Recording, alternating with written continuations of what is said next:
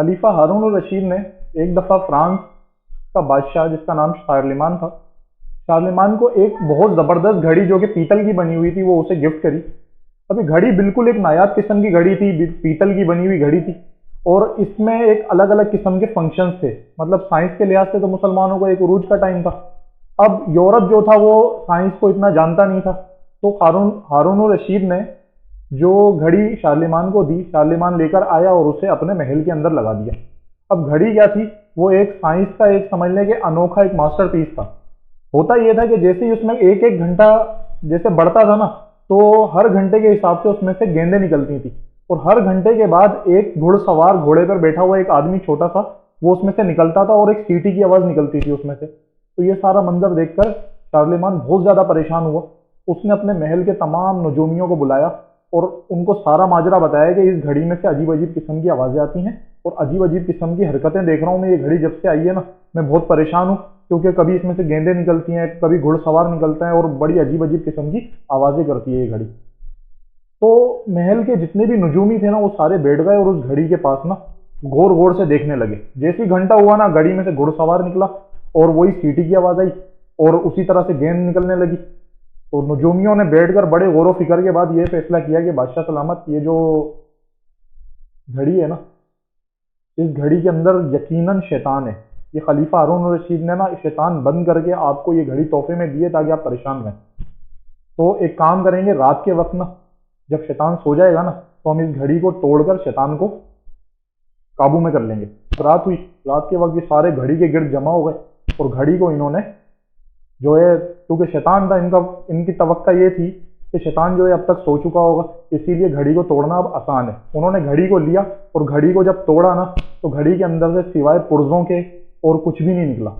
अब ये देखकर सब नजूमी भी बहुत शर्मिंदा हुए और बादशाह खुद भी बड़ा शर्मिंदा हुआ कि एक इतना कीमती चीज़ मुझे तोहफे में मिली और मैंने वो तोड़कर ज़ाया कर दी। अब वो ये भी नहीं कह सकता था हारून रशीद से कि भाई इस घड़ी को सही करवा दें। तो ये उस वक्त की बात है कि जब मुसलमानों का साइंस की उरूज चल रहा था। मुसलमान ऐसी ऐसी चीज़ें ईजाद कर रहे थे कि तमाम दुनिया के लोग वो देखकर बहुत ज़्यादा हैरान रह जाते थे। मुसलमानों की तामीरात देख लें, उनकी ईजादात देख लें।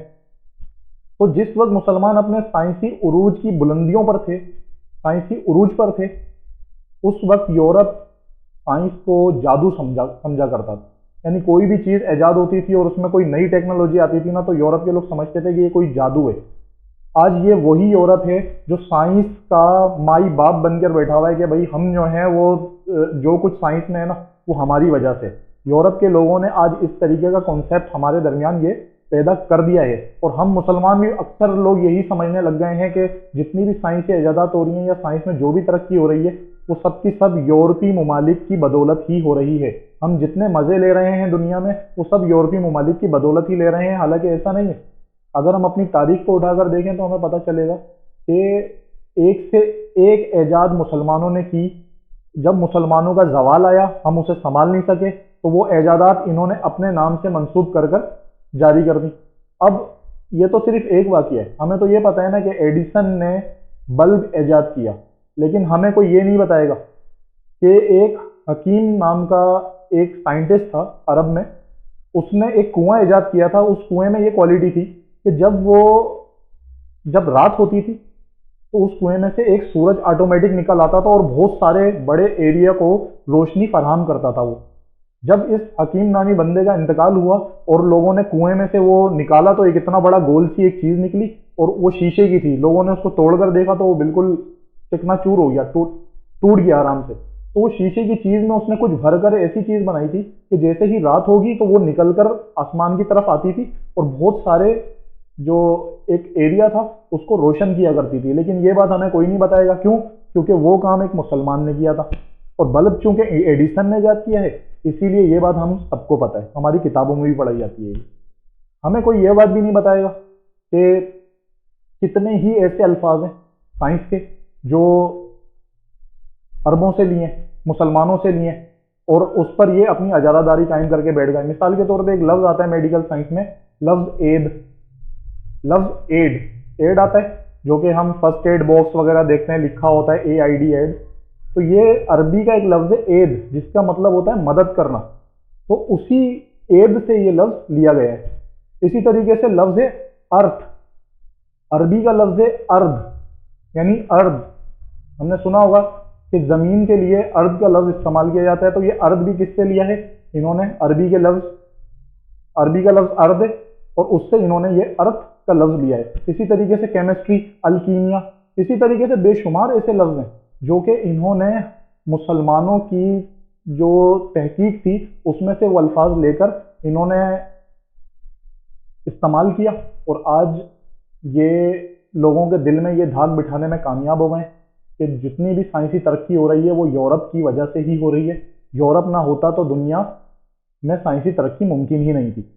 हालांकि यूरोप का जो बाबा साइंस है जिसका नाम है रॉजर बेकन बाबा साइंस कहा जाता है, यानी फादर ऑफ साइंस। तो रॉजर बेकन के मुताबिक रॉजर बेकन इब्नुल हैसम जो कि मुसलमान साइंटिस्ट था उसको अपना उस्ताद माना करता था। तो अब आप इससे अंदाज़ा लगाएं कि इब्नुल हैसम को वो उस्ताद माना करता था और यूरोप उसको फादर ऑफ साइंस मान रहे हैं, रॉजर बेकन को। तो आप इससे अंदाज़ा लगाएं कि मुसलमानों का इल्मी मकाम क्या था। ये तो रही खैर एक इल्मी तहकीक।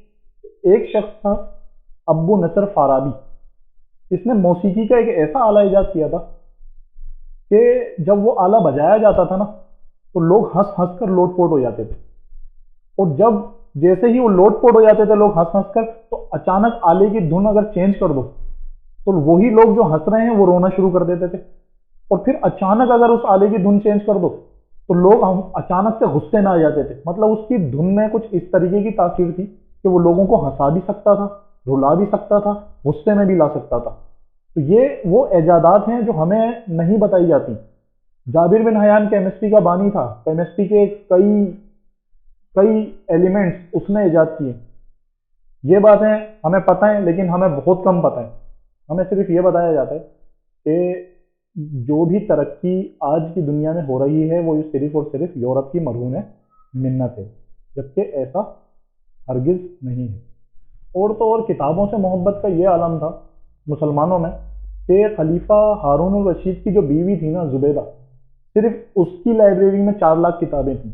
आप अंदाज़ा लगाएं कि 4 लाख किताबें उसकी लाइब्रेरी में होना, ये इस बात की को साबित करता है कि मुसलमान किस कदर मोहब्बत किया करते थे इल्म से, किस कदर मोहब्बत किया करते थे किताबों से, कि जब बगदाद पर हमला हुआ, चंगेजियों ने हमला किया और उधर के कुतुब खाने जलाने लगे, तो वहाँ के जो कुतुब के लाइब्रेरियन थे उन्होंने जो देखभाल किया करते थे कुतुब खानों की, वो उनके पाँव में गिर गए कि भाई तुम भले हमें कत्ल कर दो लेकिन ये कुतुब खाने मत जलाओ, ये तो बड़ी मेहनत से लिखी गई किताबें। तो वो उस वक्त के जो मंगोल थे वो हंसते थे कि अपनी जान की फिक्र नहीं है, चंद कागज के टुकड़ों की फिक्र है इनको।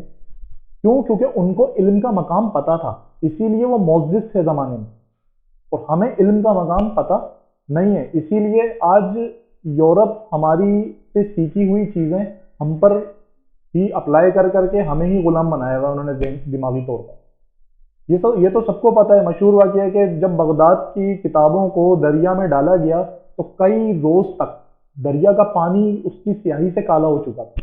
इससे आप अंदाज़ा लगाएंगे कितनी किताबें मुसलमानों की लाइब्रेरियों में होती थी और कितनी किताबें बगदाद में ज़ाया की गई।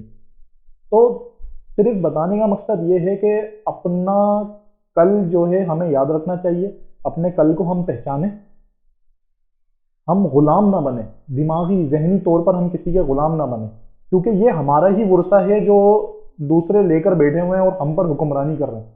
अगर हम अपने खोई हुई इज्जत को, खोई हुई अजमत को दोबारा हमें हासिल करना है तो हमें दोबारा किताबों से मोहब्बत करनी पड़ेगी ताकि हम अपनी खोई हुई अजमत इज्जत को दोबारा हासिल कर पाएँ।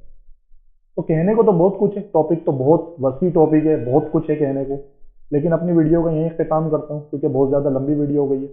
उम्मीद है आपको पसंद आई होगी। अल्लाह हाफ़िज़।